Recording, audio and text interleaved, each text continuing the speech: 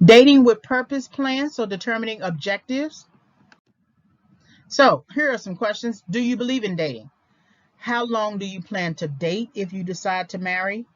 Do you believe in having sex while dating? Are you aware of the new trend of dating rotations? Do you think people believe in courting? And dating is a very important question because focus, because do you believe in dating, and then do you believe in having sex while dating? You know, I never dated, and I've said this in previous audios. I never dated, sometimes to my advantage and sometimes to my detriment. To my advantage, I haven't had many partners, because if you date and maybe 10 people a year and you have sex with 2 or 3 of them out of the year, and you look at that at 5 years, that's a heavy body count, right? And I had an understanding about that early. I wish I had had an understanding about other things, but I definitely had an understanding about that. To my detriment, I don't. It took me to my late 30s to 40s to understand game. Had I begun dating early, maybe in my 20s and 30s, I would have been exposed to game. It would have helped me to understand a few things, and then by the time I get to my 40s, I'm in a much better emotional and psychological state, right? So it took me that long for me to understand these types of things, and that's why I develop all these audios, and I created the curriculum, so those who struggle with that as well can understand it a lot quicker. Courting is also sort of like a thing that people don't do anymore. You have a few cases where people will say we're not going to have sex until we get married, and then they know in 6 months they're going to get married to the person, so they try to hold out, right? The new trend of dating rotations is a big thing now, and really it's no different than the mistresses that they the harems that you find in the Bible. People just basically having concubines and things like that. So establishing goals and objectives, creating a dating goal as a single create a dating goal as a single individual. Determine how long you want to date if you plan to marry. Assess your potential partner's beliefs about courtship if you plan to marry. Establish short-term, medium range, and long-term dating goals. So is it that you want to date forever, or is it that you're dating to marry, or is it just you just want to date? What kind of frequency, what kind of people? So if you're going to enter the dating market, which is really the mating market, which is bifurcated into the sex and marriage markets, you want to create a dating goal so that you don't find yourself out there just dating just to be dating without a plan. So create a dating purpose statement in the same way that you write a life mission statement. Create a dating purpose statement. This is uncommon, but it could help to focus your efforts. So dating with purpose might include assessing the dating and sex markets without having sex. Dating with purpose might include having a conversation with each date to determine how men think about dating, having sex, and establishing life goals. Dating with purpose might include confirming that dating is not the right time for you. And it just depends on what you're doing. You can't date if you're trying to build a career, because you are so preoccupied with trying to move yourself up that the dating could get in the way of what you're trying to accomplish. So, sample dating purpose statement. If you're new to dating, maybe orientation up to 6 months, right? So you want to assess, engage, determine, confirm. Assess. My purpose for dating is to assess the dating market without having sex with any dating partner. My desire is to take it slow since there is no guarantee of success, meaning I may not find the partner that I'm going to find to be with the rest of my life. So therefore, there's no sense in really committing to dating with using sex. Engage. My purpose for dating is to become familiar with the dating market and participate with soberness and clearness of mind.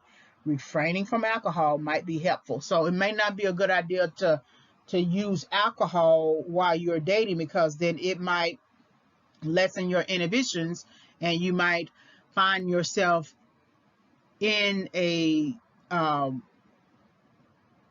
situation before your time. Determined. My purpose for dating is not to have sex in the dating market for the first 6 months because I am unsure of who I am and what I want to do with dating. So you're basically going out just, feeling the market, right? Confirm. My purpose for dating is to confirm or disconfirm preconceptions about dating. So whatever I've been told about dating, I need it either confirmed or disconfirmed. Some experience with dating, so more than 6 months, less than a year. So there, reflect, identify, research, and confirm. So reflect. My purpose for dating is to reflect on the dating market, because remember, you've been dating for 6 months now. My participation in it without having sex, and determine if taking was worth the dating process. Identify. My purpose for dating is to identify my dating preferences and choosing based on ethnicity, economic financial status, personality, and career aspirations. This is important because you're not trying to date everybody. You don't necessarily need to be vain, right? But you want to make sure that you target the audience, the types of men that you want to date based on ethnicity, based on economic status. It's important that the person have a job, period, right? Personality, you don't want somebody that is so disagreeable to the point that you can't even get through the date. Career aspirations, you want a person who does have some form of career aspiration, right? Ethnicity might be you want to date outside your race, or you only want to date within your race. Research. My purpose for dating is to continue learning about the dating market to ensure myself that the objective is sound. I will read articles and watch some videos on dating. So this is something that we don't do. This is the opportunities in the SWOT analysis, that the research is that teachable moment, is that learning opportunity, so you understand what really goes on. If you go on YouTube now, you got all types of men with their YouTube channels who bash women, who talk about dating, who talk about all types of negative qualities of dating. That is research right there. That is the information that you need to know, because men read you and they determine how and what way they can take you down. And I'm not saying it from a negative standpoint, but say for instance you didn't want to have sex that night, but somehow you ended up having sex. He didn't rape you or anything like that, but you lowered your inhibitions to the point that you found yourself in bed with the person. Confirm. My purpose for dating is to confirm or disconfirm what I believe about dating. So up to 6 months, you're trying to figure out, have your preconceptions about dating been confirmed, or are you being too hard on yourself when it comes to dating? So sufficient experience with dating. So you've had your year. So select, identify, set, and confirm. So select. My purpose for dating is to choose the dating partners that reflect my economic and financial status, temperament, and career and professional industry. Sex may or may not be necessary.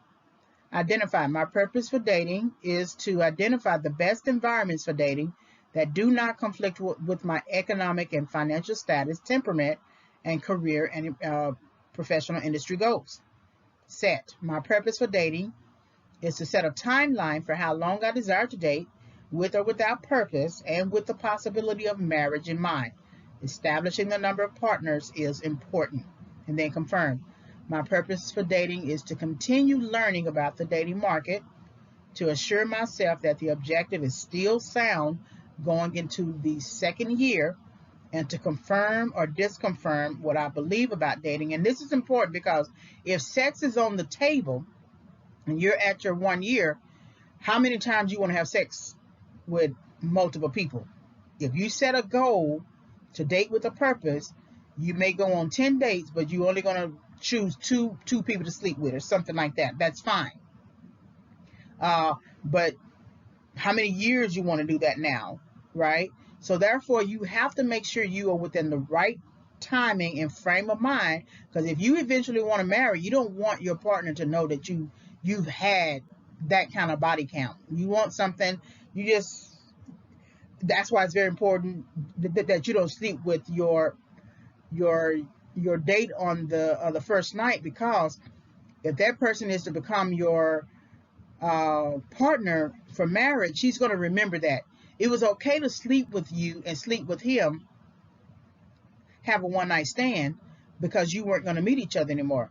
But if it turns into something else, to long term dating leading to marriage, he's still going to remember that, and he's going to judge you more than you judge him. Knowledge check. So for the dating plan, there are 4 areas that are necessary to address while still single, dating, and considering marriage. First area, conversation. What should the conversation be between the date and myself? How many dates are necessary to engage in conversation? To what end is the conversation necessary? And you have to set the limits. If the person is marriage quality, then conversation is much more important here.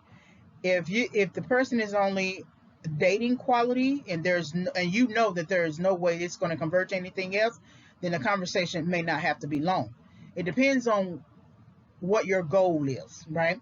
Second area, in terms of deal breaker, what are my deal breakers? So is cheating a deal breaker for you?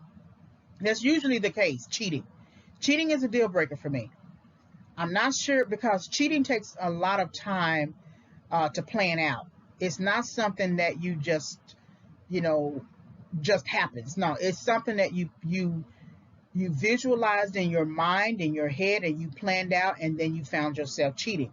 Now, deal breakers, you have to, this is a dating plan. So if you're just dating somebody and he's dating somebody else too while he's dating you, that cannot be a deal breaker. Unless you come together and say, don't date any, that we both won't date any other people.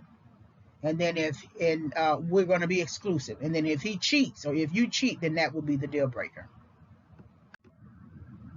So, third area, sex. Do I want to engage in sex while dating, given there is no guarantee of relationship conversion? What would be the consequences of not having sex during the dating phases? Okay, so the person might leave. If the person is very focused on wanting to have sex while they date you, he or she dates you, he dates you, then it may be hard to change their mind. They may not have sex with you, but be having sex with somebody else. And if they're having sex with somebody else, they might actually fall in love with that person. Then they might just abandon you altogether.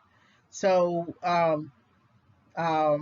you have to find the type of person who has that kind of mindset, that they're not going to have sex while dating for a certain length of time.